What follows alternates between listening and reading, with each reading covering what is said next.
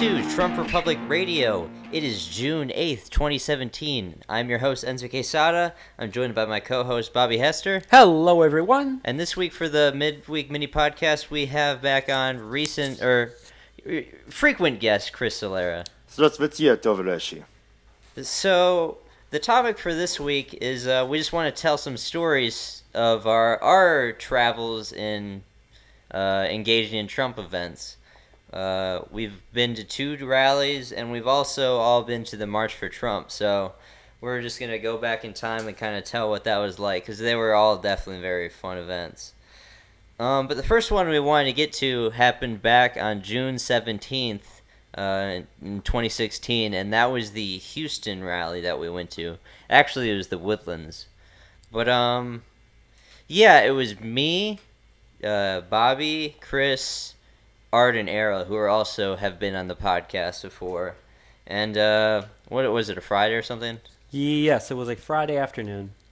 Yeah, so Kris, you actually rented out a truck to take us there. Or no, wait, your car was broken, so you had the rental truck that we took out. Oh yeah, that truck was sweet. It was huge. But yeah, we showed up really early trying to get there in line. Not necessarily. Not early enough. We did not show up early enough. We left about 11 o'clock in the morning, I want to say, maybe noon, and it's about a 2.5-hour drive. It started, I think, at 6. Yeah. And by the time we got there, we stopped for lunch when we got to, I think, Katy, around the Katy area. I don't remember going to lunch. Yeah, we stopped to eat at Subway. Oh, okay. And because Ariel had a doctor's appointment or dentist appointment to go to. Oh, yeah, I remember that now. It was after that where we drove from Katy, and there's like an outer loop kind of thing that takes you up to the Woodlands. By the time we got there, it was actually around, I want to say 4:30 or so. Oh, I don't... Maybe... I know we were in line for 3 hours. Yeah. And it might have started at 7, but... All I know is, yeah, we were in line for about 3 hours, and we barely got in on time because it had just started. So when we got there, we had to go to the back of the line. The line went several miles, didn't it? It wasn't several miles. It was almost exactly 1 mile because I remember going back on Google Maps later and measuring the distance. It was almost exactly 1 mile. Probably just felt that way because it took so long to traverse, but it was like 100 degrees out that day. It was very hot. It was very humid being in the Houston area. Yeah, I remember there were several paramedics there taking people who fell victim to heat exhaustion. Yeah, there was a couple of older women who had passed out due to the heat exhaustion, so that was kind of sad that we saw them. And there was like no way to avoid it. We were just in the direct exposure to the sun. We just had to take it. We had to take one for the old Donald. But I mean, you know, first time seeing Donald Trump, I'm gonna wait in line no matter what. The wait made it so much better because by the time we actually finally got in, it was air conditioned, and everyone was in there cheering and screaming. That made it worth it. Yeah, the wait in line sucked, but it also was a very fun time. There's lots of great conversations, especially around our shirts. I remember the couple in front of us. They were kind of older. They formerly were Kasich supporters, and then they were Carson supporters. But then they fell in line with Donald Trump, and they were very happy to see us young people out there supporting Donald Trump. They were very enthusiastic about it. I remember when we first got there and we were walking down the line, everyone was so energetic and just hyped for it. Like, people were high-fiving everyone as they started walking down, and what really surprised me was so many people selling merchandise walking around. Tons. Like, that really surprised me. People were selling shirts, hats, buttons, you name it, just walking up and down the line asking people to buy stuff. So that, to me, I thought that was really, really cool. Yeah, and Kris, you got interviewed while we were in line. Oh yeah, I got a couple of interviews in line. I'm a magnet for these things. Yeah, being, you know, like what, triple minority or something. Yeah, triple minority, gay, Asian immigrant, and Trump supporter. But I remember they were asking, like, why would you still support Donald Trump, you know, even though this, that, the reasons that they give you. But that was not that long after the Orlando shooting, I remember. It was the week after it. So really, if you care about gays, which I mean, I guess I care about gays because Kris is in the room, but Hi. oh god, why wouldn't you support a candidate that would actually be tough on Islamic terrorism? Why would you want the candidate that wants to bring more people in that would want to push gays off of buildings? Who knows? I remember when we were actually in the rally and Trump was giving a speech, there were a couple people who had gays for Trump signs, and he called them out on it. He was like, hey, look at that over there. Gays for Trump, gays for Trump. Everyone, it completely defeats the leftist narrative that we all hate gays and whatnot. Everyone started cheering when they heard that. Not a single person gave you crap for being gay. Oh no, it's quite the opposite. My shirt, just for the listeners, it said LGBT for Trump. I remember Enzo, your shirt said "Build the Wall." Yeah, it was like Rosie the Riveter, but it was Donald Trump saying "Build the wall." And I borrowed one of your shirts, I think, that had Trump standing on top of a tank. The tank, there's an eagle flying with a machine gun, there's explosions in the background. It's a beautiful shirt, beautiful. Almost definitely. And this is the aftermath of the Atlanta shooting, so it was frequently brought up in conversations, the Pulse massacre. And there's a lot of folks who reference me to groups like Pink Pistols, a pro Second Amendment LGBT group. That's rare because a lot of LGBT, they are lockstep with the left. But that shooting was a watershed moment for a lot of those LGBT who are on the fence. And there were even a few gay liberals who said, hey, I'm actually with Trump on this one, that we do deserve the right to shoot back. Trump ended up getting, 15% of the LGBT vote in the country? Oh, yes, and considerably higher of the white gay vote, but I don't know the exact numbers on that. Well, even if it was around 15%, that's significantly higher. Because you'd think that most of the time, LGBT vote going to Republican candidates would probably be around, I'm just spitballing here, 3-4% max. 15%, that's really high. Well, Donald Trump is the first Republican nominee to support, gay marriage and, full rights for gays. But, he's still a homophobic. Yeah, I remember that was the one of the interviews. They already had the script ready, these questions to immediately attack Trump. They weren't asking for my opinion. They were trying to set me up to defend him. And gotcha, ignorant Trump supporter. But I pointed out that Hillary Clinton, she conveniently evolved on her positions. She sent money to Middle Eastern countries, which happily have laws against homosexuality, including imprisonment and death. Yeah. I remember right after that Pulse nightclub shooting, wasn't it like the Phoenix gay, some sort of organization endorsed Trump immediately after that? Yeah, we had a few LGBT groups who had the courage to endorse Trump after he's out. I remember one of the moments in the rally where he called, pardon my cursing, he called the shooter an asshole, and everyone cheered. Yeah, but one of the most fun parts about waiting in line though was the protesters. Well, in Houston, we didn't really have. I think we only had one in Austin, but in Houston there's a fair amount of them, and they had them all cordoned near the front entrance in this little kind of median area. They all had to stay together. They had to be there in the sun, huddled together all day, hot, and we were just bouncing them so hard with our chants. We were coming up with some good chants. Remember, radical.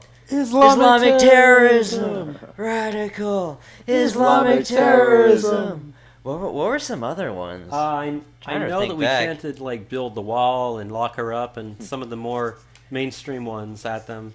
Who's got the best police? We got the best police! The police like that one a lot. Yeah, I remember locking eyes with some of the protesters who had signs that said, stand with your gay brothers and sisters and against Trump, and just locked eyes and said, hey, just telling you motherfuckers, gay rights I'm so sorry for cursing. It's fine. Yeah, I said just like, hey, gay rights are gun rights. Gun rights are gay rights. We just right to shoot back.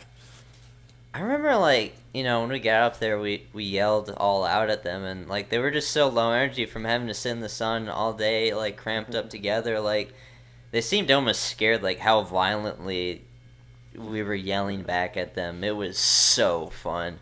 I wish I could have stayed outside longer just to yell at them. But, I mean, I wanted to get inside to see Donald Trump as well. So, we get in the building, and we miss all, like, the speeches they have before. We saw there was, like, one speaker. There was one speaker who was finishing up, and Yeah. that was Texas Lieutenant Governor Dan Patrick. He was finishing up speaking when we first walked in. Because if you've never been at one of these rallies before, they usually have a couple speakers before Donald Trump comes on. They usually have about half an hour of speakers, and the fact that when Dan Patrick finished his speech, it was only about 10 minutes before Trump came out. We missed about 25 or so minutes of people talking. Yeah. So it had already started by the time we got in. All I remember is Dan Patrick saying, like, I think we're going to do well in Texas or whatever. It's like everyone cheers. But, yeah, so we get there. We're in the room. The event was at, like, a hotel or something, wasn't it? Yeah, I forget the exact hotel. It was, I think, at the Marriott Hotel. Yeah. I believe that's correct. It has a really big ballroom, which is where we were at, or like convention center room where we were at. Yeah, so we're kind of like in this big open, like where you'd have a convention center or a convention, but just the room was empty and the stage was prepped where Donald Trump was going to be. But how many people do you think were in that room? I think they said it was about, I want to say 5,000 or so. Because the Austin rally, I know they said that one had 7,000. That one, I think, had more people than the Houston one. But they had to, like, turn people back, Yeah, and it went miles back. Yeah, there was about 2,000 people outside, they said, that weren't able to get in because the fire code of the building, it reached max capacity. And Trump, like, I think, even mentioned that. You think about it, we waited in line for 3 hours and we barely got in. If you showed up any later than us, you would probably didn't get in. And people were. When we were standing in line, there was almost a constant flow of people walking by us. Yeah. Just making the line even longer and longer. So I can't imagine at the peak how long that line got. Something else. But so Dan Patrick finishes speaking, and do you remember how Donald Trump came out at all, or? I just remember them saying, in 2 minutes he's going to come out or something like that, and everyone kind of got all anxious, like, oh, we really want to see it, we really want to see it. We were trying to push up closer, but people did not like that. They really did not like that. Because one guy was like, hey, we've been here for 3 hours standing, you can't push in front of us. I'm like, dude, we've been here for 3 hours too, like, what's the problem, dude? I don't know. But I understand where they were coming from. I wouldn't want to get pushed around either. Me and you were next to each other during it. I don't know, Chris. You were somewhere else, weren't you? Yeah, because people pulled me away to like, hey, we want to take a picture with you in your shirt, just to help them against their anti-Trump friends. They say like, oh no, there's no minority. There are no minorities to Trump. All Trump supporters are racist, homophobic, and the rest, anti-immigrants. Well, speaking of like different types of Trump supporters, there was a large number of Asian people. Yeah. Chinese American, I think, is what their shirt said. There was a lot of them. There was a couple dozen. Yeah, there was a couple dozen them proposed for a picture altogether. At the end. Yeah, Chinese Americans for Trump. I mean, they know a thing or two about walls. So, but how far do you think you were from Donald Trump at that rally? I'm trying to remember, because I remember getting lifted onto George's shoulders. Yeah. I don't think we were as close as we thought we were. I think we were a good 50 feet away. No, we were farther than that. We were probably about 100 or so. 100 Because the Austin rally, we were really, really very close. But yes. the Houston one, like, I remember looking back at the pictures on my phone, we weren't that close. We were probably about 100 feet away. Okay. And we were, I know we don't have a visual here, but if you imagine kind of like a U shape, a really wide curved U shape, we were on like almost the far left edge. Yeah. So we weren't looking at him directly on. We were seeing him from almost the side. But so Donald Trump gets the stage. Everyone's like electric, and just the thing that resonates with me from that rally so much is just how much his words like resonated. You could feel it in the room, and you watch on TV these rallies, and all of a sudden you're there with the guy, the Donald, the guy that went on to be the president of the United States, who I had all my faith in, hoping he'd be the president, and luckily we are where we are now, but it was so electric to be in that room. I don't think I had ever heard a cheer so loudly as in that room when he came out. Nothing. Every single person in there had their phone taking pictures.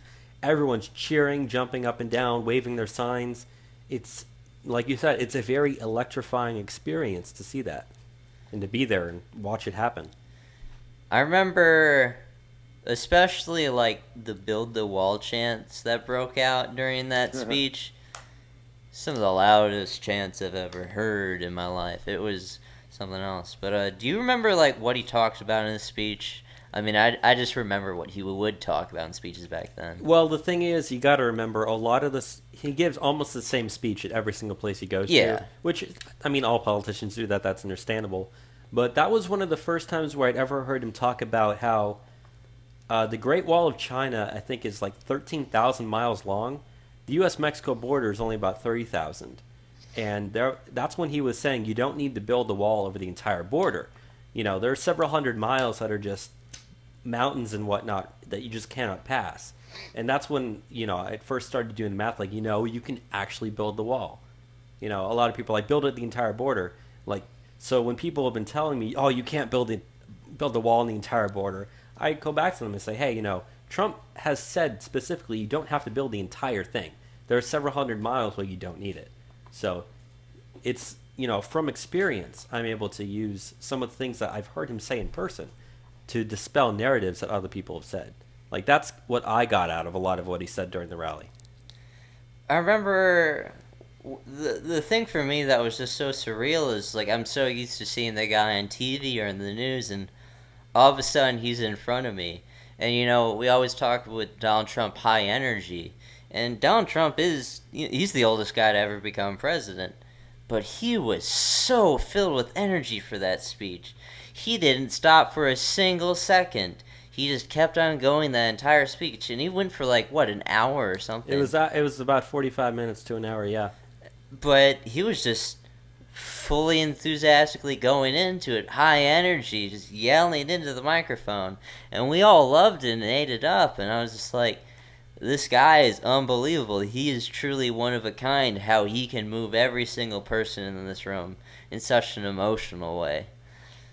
Kris, what are some of your reactions with listening to Donald Trump speak that first time in person? Yeah, in person, as you said, it was the surreal moment to where this guy who you're used to seeing on the television, it's like just so far away figure when you see him just through a screen, but to be in the same room breathing the same air. It is, I'm trying to pinpoint the exact word for it, but it was thrilling. I just as much as I predict Trump gets excitement from the crowd, we get energy just right back. Yeah. And it made waiting outside 100% worth it just to see him for 5 minutes. But to, it for me, like it didn't feel like I could even get used to being in the same room as the guy. I mean, I'm looking forward straight or at an angle to him, and I'm just like, that's the guy. That's Donald Trump. My eyes aren't fooled. He's right there. I remember though.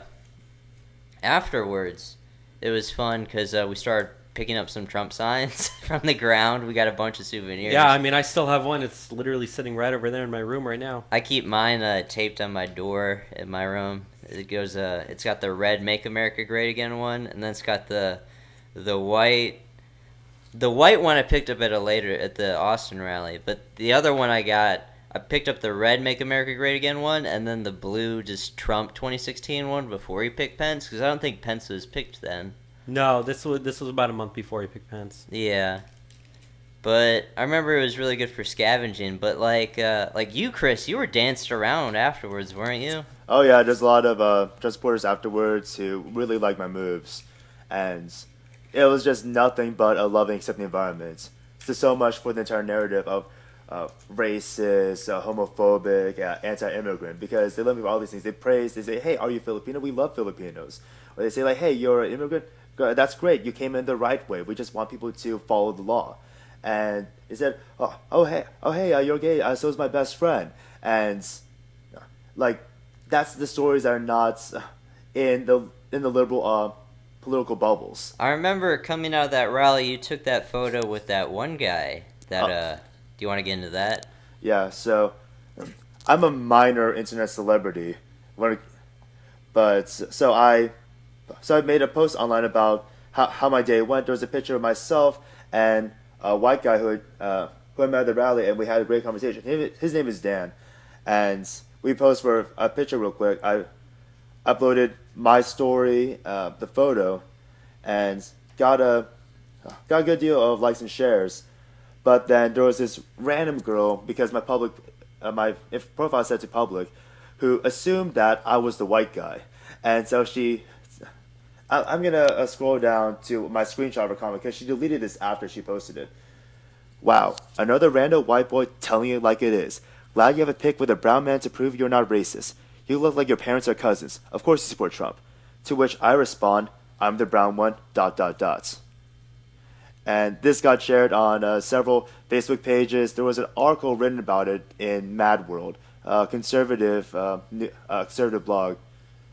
And it made its rounds on Imgur, Reddit, and every now and then it gets revived.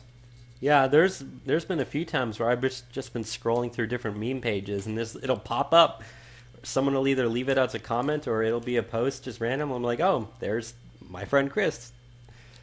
Yeah, I've actually come into like the normalization of sometimes I just see that photo up again on the internet. I'm just like, well, yeah, I do know who that is. Yeah, but just it's the spinning image of leftists inserting their own foot in their mouth.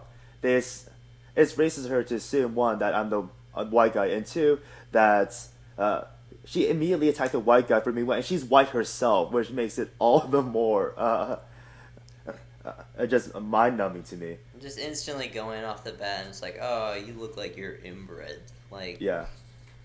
And she immediately assumed that, oh, he took a picture with a brown guy because I'm just a brown guy to her, as just to prove that he's not racist. I'm just a political prop. Something else. Now, Kris, you also were able to get a picture with the guy who had a Gays for Trump shirt, right?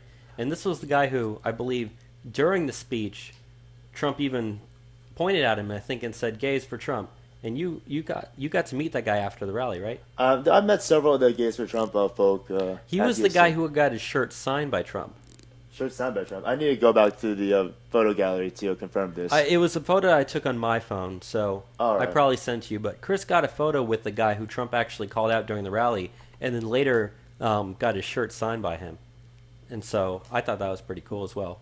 Yeah, it was just a wonderful time all around. I mean, you know, we picked up a couple signs. We got to take a bunch of photos together. I know me and my friend Ariel, we took a picture in front of these two kids that had like a Trump flag, and I just love that photo. But yeah, after that we just went to like a Waffle House there in Houston. On the way back. And then we headed back home. But the next Trump rally that we went to was the Austin one, which happened on August 23rd. And see, this one, you have to keep in mind, the first rally that we went to in June, this was before the RNC. So by the time the second rally happened in August, he was already the Republican candidate. He wasn't just a candidate for president. He was the Republican candidate for president. Yeah, we saw him first as the nominee candidate, or a presidential Republican nominee, and then as the Republican nominee. Right. But the second one, I don't know. I enjoy both of them personally a lot. But the second experience was very different, really, than the first one we went to. Well, I mean, first of all, we learned from our mistakes about showing up at the time that we did. We showed up to this one, I believe, we showed up about 4 hours early. and we were, relatively speaking, We got in the building in an hour. we were some of the first few people in line, probably within the first 1,000 or so. We got in the building within an hour. That's what I remember. It didn't take very long, and the line definitely was not a mile long. Probably only a few hundred yards at most. So when we got there, we had to wait inside for quite a while. But we got to be on the floor, and we were about like 20 feet. Yeah, from we Donald were Trump, almost, just about 20 feet. Yeah, that's right. which Right in the middle, too. Not on to the side, directly in the middle in front of him. perfectly. And I remember that rally going in. There was only like 2 protesters. Donald Trump, he also went to like the Sean Hannity interview in town that same day, and we actually know a couple communists that disrupted that. Some communists from San Marcos. I remember when we exited that rally, we got to watch the video of the communists complain about, oh, they twisted my arm when I yelled at Mr. Donald Trump. I was standing up for fascism and the workers. But I just wanted to mention what Donald Trump was doing that day. He was all over the place. At that time during the campaign, he was doing multiple rallies every single day. But yeah, so we get into the rally, and we're waiting there for quite a while. Did anything significant happen while we were I waiting? just remember that there was also another older couple that was in front of us in line, and we talked to them a bit. So I'm not going to exactly say what we talked to them about. Hey, do you remember the couple who dressed up in prison stripe outfits and their name tag said Bill and Hillary? Oh, that was beautiful. Was a pretty good meme. But yeah, we waited in line. We got inside. It was quite a while waiting, but I mean, who the hell cares? You're gonna see Donald Trump. I think we actually ended up waiting inside about the same amount of time as we waited outside, because that's how early we were. We waited outside for about not even an hour, and we waited inside probably for about an hour and a half. I'd say before maybe the 2 hours. Yeah, before the first Speaker came speakers, because there was a ton of speakers at this one. Do you remember what all the speakers were? Yeah, one of the speakers was I forget his name. That one black pastor who's really I think he also loud. spoke at the RNC. Yeah, he was the same guy. He was really good. He was really fiery. He delivered the opening prayer and had a speech at the beginning, and then next up came, which I was really surprised to see, was former New York Mayor Rudy Giuliani. Yeah. Well, didn't Naomi Narvaez come out at a point? Susan Narvaez, you mean? Yeah. Yeah, she was the Republican candidate for District 35, where we live in. She came up to give the Pledge of Allegiance. Yeah. She unfortunately did not win in her House race, but I was actually volunteering for her campaign at the time. I'd actually started like 3 days beforehand, so. Yeah, I almost helped that campaign, but I was busy. But there were some other speakers, but the big one was Rudy Giuliani. He warmed up for a while. Yeah, We thought he was going to be the last one though, but he wasn't. Yeah. So Rudy Giuliani, he's getting us hyped, and I was pretty excited to see Giuliani. I like Giuliani's speech at the RNC a lot. My mom's a big fan of him, but Giuliani, he's doing his speech, and it's like, I got one more person that needs to speak before Donald Trump, and everyone like boos, and like, and he's just like, it's my good friend, Senator from Alabama, Jeff Sessions. Everyone cheers. I was just like, holy crap! I wasn't expecting this I just at all. remember when he first said Jeff Sessions was coming out, I turned to look, and you and Ariel turned to look at each other at the exact same time and got the biggest smiles on your faces. We're like, oh my god, Jeff Sessions is coming out. I freaking love Jeff Sessions, man. You know, with the hindsight where I am now, like, to think that he could be the Attorney General now, it's great stuff. But it was awesome to see him. I remember Ariel was saying to me just like, oh man, he's so cute. Just like, yeah, Jeff Sessions is the best. Because Jeff Sessions wasn't he the first person in Congress to endorse Trump? He was the first senator to endorse Donald Trump. I don't remember who else endorsed him. It doesn't matter now. Doesn't matter. But yeah, Jeff Sessions comes out and he also speaks for a bit, and then the man of the hour came down, and this time I was actually recently at the same place where they had this event because my brother graduated in the same building like last week. But do you remember like he had like a much bigger walkway to get Yes, down he to? did. See, when we went to the Houston rally, it was the crowd in front of him, and it was just like curtains behind him.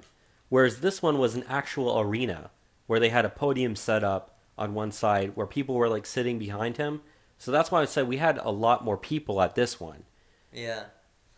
Well, we also had multiple friends go to this one. I know our friend Garrett was at the Houston one, but Sam Montoya, who's been on the show multiple times, he was at this Austin rally as well, and our friend Jessica was also at this rally. She was sitting behind him in the crowd. Yeah, we were able to see her. But yeah, they say Donald Trump or whatever, come down, and again, it's just electric. It's the guy, it's the man, and it's the Donald. See, from in my experience, the first one was so good because that was the first time we see him. But as you said, this one was totally different because even though we'd already seen him, we were so much closer, So close. and it felt like it was the first time that I had seen him at that point. 'Cause Yeah. he came in from the side and had about 50 to 100 feet of walkway before he actually got to the podium, and you could see everyone was cheering. There were some people on the side who had these giant USA like wooden letters that they were like holding up, and it was amazing. Oh yeah, and it was Pastor Mark Burns. That was his name. Thank you, Chris. Yeah. Yes, and other people who came, there was members of the United States Border Patrol and the mothers from the Remembrance Project.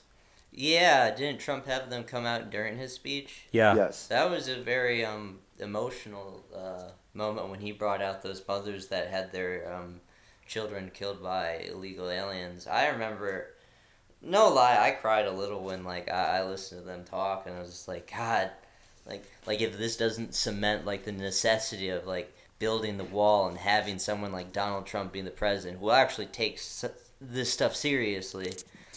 Yeah, it's misconstrued. It's misconstrued that people who support stronger borders hate people on the outside. No, we love the people on the insides. It's not done out of. It's not done out of.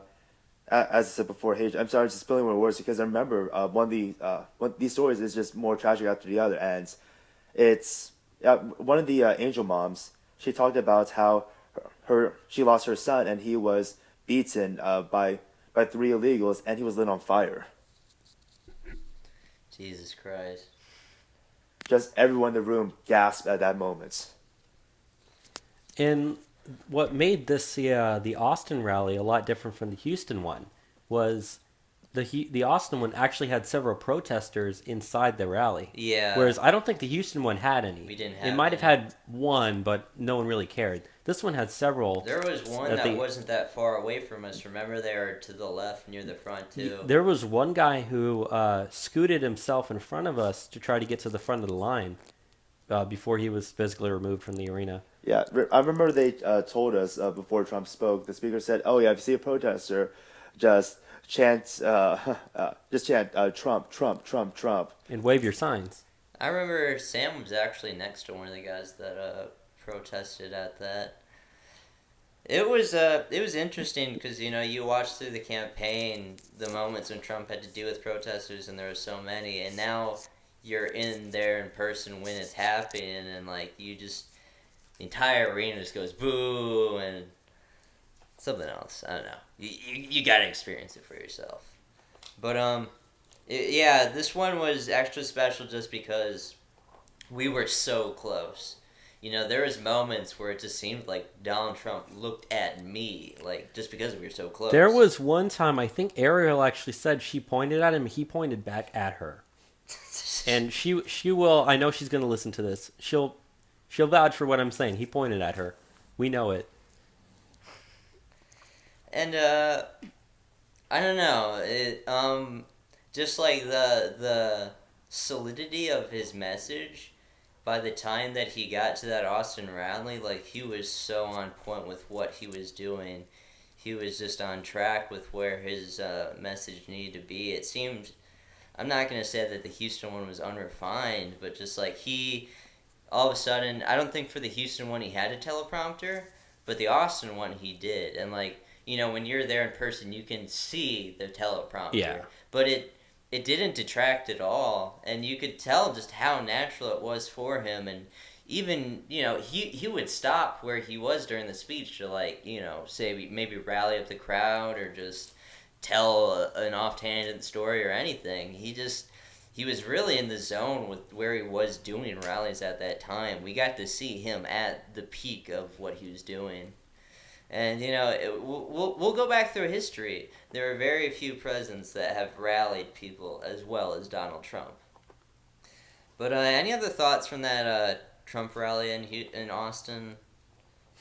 Yeah, there was one thing that I wanted to say, which I know Kris is probably going to want to bring up, was after it was over, we were standing around talking to people. Now, we were some of the first people in there, which if you think about that naturally, when people start to leave, we had to be some of the last people out, which gave us a lot of time to, talk to people, take pictures. But Kris, you started dancing with some people, so you want to go ahead and say you want to say what happened there? Yeah, I was doing my normal thing like I did at the Houston rally. Because they play music at the end. Yeah, good music too. So I was doing my thing. I was dancing for people Snapchat. These other supporters like, yeah, I love your energy. But apparently Secret Service did not. And they thought it was a protest, which was ridiculous because Trump already left the building. Why would if I was a protest, I would have been like one of those idiots who protested in the middle of his speech. Yeah, you had a MAGA hat on and an LGBT for Trump t-shirt on. Like, after the rally, yeah, why would they think you're a protester? Yeah, so immediately there's a bald guy, Mr. Clean, just comes and spirits me away. And everyone was confused. And I remember one of our friends who was with you, I said, hey, I think Kris just got taken away. Yeah, I didn't see where you went. You all were talking. I think I was the only one of us who actually saw it happen. And I was the one who turned to you guys and said, hey, Secret Service just took Kris away. That was me. Yeah, and Secret Service, they handed me over to Austin PD because they were at Austin PD. They were at the exits, and they had me through one of the back entrances, which was staff only.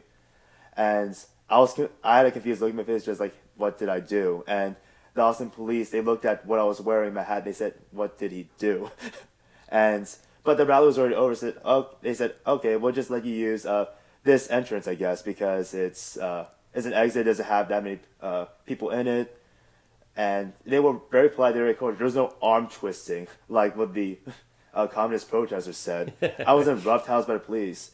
Wow, it's amazing. Maybe if you just follow the law and respect authority, maybe you won't get your arm twisted or roughhoused. But of course, these communists could be lying about it. Yeah, but I hope they got a little twisted up a bit. I don't care really. I think he started crying.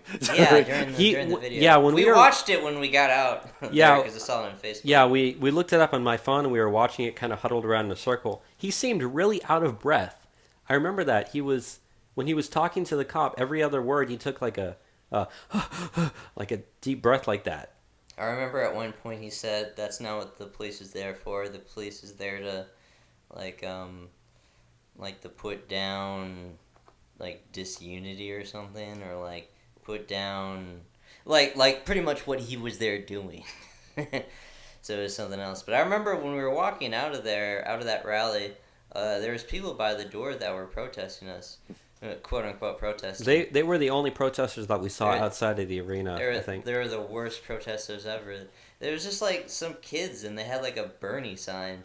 So I just like went up to them and started like, yeah, you're low energy, you're sad, you're the worst, you're so terrible. And the kid or whatever is just like, hey, don't you understand? This is a peaceful protest. It's just like, dude, you came here to protest me, and like you're getting rustled by me.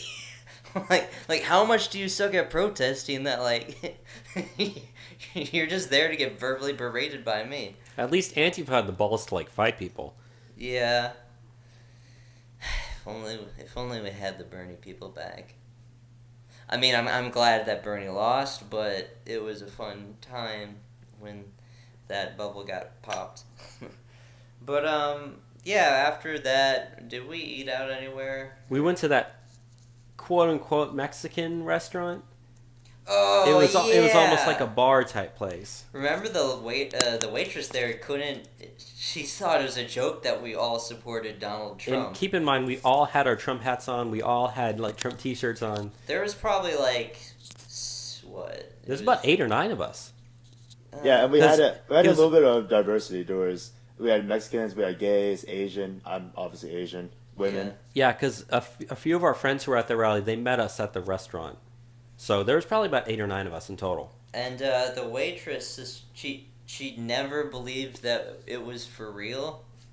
Like she was just like, no, it's got to be a joke, right? Like, And she kept asking that multiple times throughout the night when she was waiting on us. it's just like, I don't know. There's a Trump rally in town. Like it's not that. In Austin, Texas, one of the crazy that we bluest support areas. Trump. Yeah, that's just the one thing. She's probably never even really met a Trump supporter. I doubt it. I mean, there are research studies that show that liberals are more likely to block people on the internet for opposing views than conservatives are. And I think it was also another study that said like liberals are most likely like not have a single conservative friend, whereas conservatives do have liberal friends or something like that. So yeah, it's very likely that she's probably never met an actual Trump supporter in her life. Yeah, it was weird. But yeah, we just ate at that restaurant there. It was the place where we went for that school choice thing. Remember that one time, Chris? Different political thing we did once, but Well, the last thing I wanted to say, what the waitress said was at one point she said, "You do know this restaurant is owned by Mexicans, right?" Oh yeah, and that's when our friend said, "Yeah, I'm Mexican from Mexico City," and she just had this bewildered look in her face, just looking at him, looking at the women, looking at the gays. She did not know how to respond to any of that. it's almost like Narrative busted. it's almost like your beliefs are not founded in reality. But yeah, that was a fun rally. I feel like in general I enjoyed the Houston one more. I did like being closer to Donald Trump, but I know most of y'all liked the Austin one I more. personally like the Austin one more. I think it's because the outside, the being in line in Houston was just a one, because I had never even been around a big gathering of Trump supporters. Then all of a sudden, everyone supports Trump. It was a great feeling. But the last thing we wanted to get into as far as stories go before we close out this show was the March for Trump in Austin, which happened after Donald Trump was inaugurated. It happened on March 4th, so not soon after. But yeah, the three of us showed up together. It was, what was the park that we were at? God, I forget the name of the park, but it was in downtown Austin. Yeah. It was only a couple of blocks away from the Capitol building. Yeah, the Capitol was our final destination. Woldridge Park. Thank you, Chris. Okay. And it was really rainy that day. Yeah, most of the people that were there, they had umbrellas and or ponchos. We didn't have anything. We just dealt with the rain. I mean, I had my rainbow flag I used as a cape. We had our hats on. Those helped. Yeah. But I was thinking to turn back because it was raining. That march was so fun, really. How many people do you think were at that march? Was it like 300? It was around 300 people. The rain definitely did keep a lot of people away. Yeah. But the thing is, though, is Woolridge Park there, it's a square park. It's kind of like and a it's bowl. got like a gazebo in the middle, but it's like bowl shaped. So as it was raining, it just became really, really muddy. It was like a mudslide. Yeah, I ended up tripping one time when we were walking up the side, which people laughed at, but that's okay. Yeah. But so we get there. They're planning to do some speeches and stuff. We're kind of talking around. It's another fun atmosphere. It was to set a message that like Trump supporters exist in the area because Austin is the most liberal place in the state. So we're just kind of establishing our presence and support for the president being there. but they started doing the speeches, and like I couldn't hear it at all. Well, no one really could. Yeah, they were trying to use a bullhorn to talk to people, but they weren't screaming into it. They were just talking. So with the rain and just natural noises of the city, you couldn't hear a word they said. People don't realize like you have to still be loud on a bullhorn. You still gotta scream into it. It's ridiculous. But regardless, it was a diverse lineup. The event was organized and headed by former illegal immigrants. And she talked about, yes, I'm a former illegal immigrant, but I became a legal citizen. I want to do things the right way. And I'm not, and she says, it doesn't matter what country I was born in, it matters that I'm in America and we should respect American laws. Yeah, and we got interviewed, and we got to take a picture with Millie Weaver of Infowars. Well, I didn't get interviewed, but Well, Chris got interviewed. I always get interviewed. Chris always gets interviewed. Yeah, I got interviewed about 3 times that day. I would have good things to say. I'm just not special. You're not minority enough. But yeah, the last speaker of all the speeches before we marched was that one black woman, and that's when Antifa made their first big presence. Well, I think we had seen them. We saw them walking. We had seen them walking around, but they didn't actually do anything until that point. Yeah, there was a dozen of them. One of them brought a service dog, I presume. Yeah, there was one lady who was like 300 pounds, and it was a really pathetic showing by them, though. By all standards, I guess they're not there. The rain is enough to send them away. I remember as it happened, and of course, me being a magnet, there was a gazebo in the park, and because they saw all my diversity, he said, hey, do you want to come with us on the patio? I didn't plan it, but like, sure. So while I was recording this, I turned around, and then I see, we told everyone to just ignore Antifa, because there's only a dozen of them. There are hundreds of us. They should have no relevance. We should just ignore them. But there was a guy who got hot-headed, and he was yelling Antifa by himself, and they jumped him. So immediately, a bunch of us, including my veteran friends, we rushed in there. Yeah, I remember running out there as well as, we wanted to confront the Antifa. But I remember at one point they started like tussling or something. They just started started crashing in the direction of us, and like it was gonna run into Ariel, and I was just like, you know what? We're not doing this. I'm pulling you out of here, and like I had to friggin' pull her out of the way to avoid any sort of tussle. I remember she thanked me for doing so, but shortly after that we got to be on Infowars, which is yeah, I didn't run up with the rest of the crowd. I stood back and just tried to take pictures of it, but one of the problems with trying to ignore them is the fact that number one, people weren't being very loud on our bullhorns. Number two, their bullhorns, they were being loud, and they were shouting profanities at us. So it became very hard to ignore them to the point where you have to confront them and just get rid of them. I think one of them got arrested by the police. Yes, one of them did. I remember seeing the police put him in handcuffs on the back of the car. Yeah, but shortly after that, we started the march. Do y'all know what street we went down? We went down Congress. Down Congress. Well, we went from the park. We took a couple of turns to get onto Congress, and then marched north on Congress until we got to the Capitol building. That was just one of the most surreal feelings ever. I'm just in this giant Trump parade marching through the streets of downtown Austin. Funny enough, not the only time I've ever joined a Trump parade, so to speak, downtown Austin, but the first time. And it was just very special. And Trump being president was still very new at that point, and I just couldn't stop smiling the entire time I was there. It was such a wonderful time. The chants that we had while we were marching down the street were very fun as well. And also, our friend Gabby, who we've had on the show, she was the one who we interviewed as a border resident who supports Trump.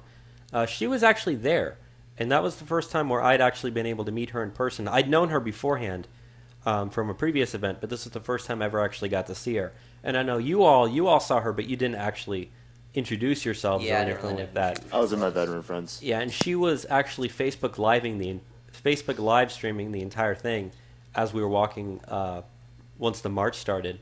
So I was able to talk to her, and that was really, really fun. Now, we should kind of jump ahead, I guess, until we actually got to the Capitol building, because that's when more fun ensued. So, yeah, we kept marching down the street, having fun, and The end of the march was at the Capitol building. On the front steps. Yeah, and when we got to the front steps, we started yelling and chanting stuff. I remember I started a build the wall chant, which I was pretty proud of. People had some really good posters that they were showing, and I just remember at one point we were all kind of gathered on the steps and people were taking pictures, and there was this like group of school kids that were taking a tour of the Capitol, and they tried to exit the door right behind us, and I think they were pretty shocked to see us. All these people just wearing MAGA hats and standing there on the steps. It's not something that you expect to see in Austin at all. At all. So there was a lot of people there though, really. I mean, it was a good presence especially for rain. I could only imagine how many could have even made it out if it wasn't raining. I mean, we could have seen a little more Antifa too if it wasn't raining, but that's not a bad thing either. But was there anything else about that march that y'all have to say other than, I don't know, didn't we just leave shortly after that? Yeah, once it was done, we didn't stay around very long, specifically because of the fact that it was raining. Yeah. We wanted to get back to the car We and went back to head Chili's, back. didn't we? Yeah. It was where we were actually before we started this podcast. Yeah. It comes full circle. I like Chili's a lot. Yeah, I remember the next day because the media likes me. I was in a photo gallery of the Austin Statesman, yelling, wearing a LGBT Trump, holding an American flag, and I was interviewed by someone from UT City newspaper, and it was the same script to where she says, "Oh, how do you feel about Trump's homophobia? How do you feel about Mike Pence?" And I corrected her on all of these, and I haven't seen anything from UT or any mention of me in any article. No, you gotta trash that stuff. Trump supporters are supposed to be stupid, so. But yeah, that was a really fun event, and I know they're planning on doing something similar on the July 1st, aren't they? Yeah, That's like the 1776 march. Yeah, there's going to be a pro-Trump rally in Austin on July 1st, and then an impeachment march on July 2nd, the very next day. So we're going to be going to both of those. Probably both. One as members and as the second to counter protest. Yeah, we're more involved in these events that happen on the streets than most people, so they make for good stories. And also something to look forward to on our YouTube channel specifically. We've got a new camera, and we're going to be recording a lot of these things, so we'll have some very good videos to show you all as well. Yeah, so this Saturday, which the day before the Sunday show, we're going to be going to an anti-sharia march in Austin, and it looks like at the moment there's probably going to be like 65, maybe 70 of us. The Facebook page says 65, but we know a few people who are going that have not clicked going. Yeah. But there also probably will be people who click going that don't show up. So I'd say right around 65 on our side. We'll have to see. But at the moment, it looks like there's going to be around at least 200 counter-protesters against us. Some of it's going to be Austin Red Guard. Some is just some sort of normal liberal types. But it's going to be a battle, all right. The footage is going to be great. Bobby, you're going to have a GoPro and a handheld camera. That is correct. So if you're not subscribed to us on the YouTube page, you're going to want to at least look up this footage. We're going to have some good stuff coming out of that. Just keep in mind it will be a couple of days for us to get the videos up. So yeah. By about Monday or Tuesday, it'll be up and you'll be able to watch it all. And next week for our midweek mini podcast, we're looking to have, I don't know, Kris, if you want to come back on, Kris, you can. But I know Art, it looks like he'll be coming out, he was on the Sadelanders midweek mini podcast.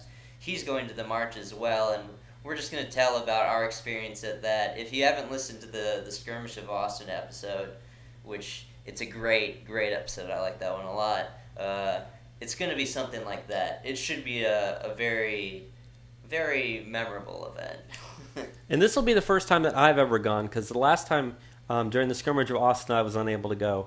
So for me, this will be my real first big Antifa fight event that I've been able to go to. I am ready for the Antifa. Oh, man. Last time I got to roundhouse kick a communist. Very few people in this world can say that, but I've roundhouse kicked one. We'll see if I get up my physical contact mark, so to speak. And we're going to be trying to trigger them in every way possible. We'll be out there. We'll be loud.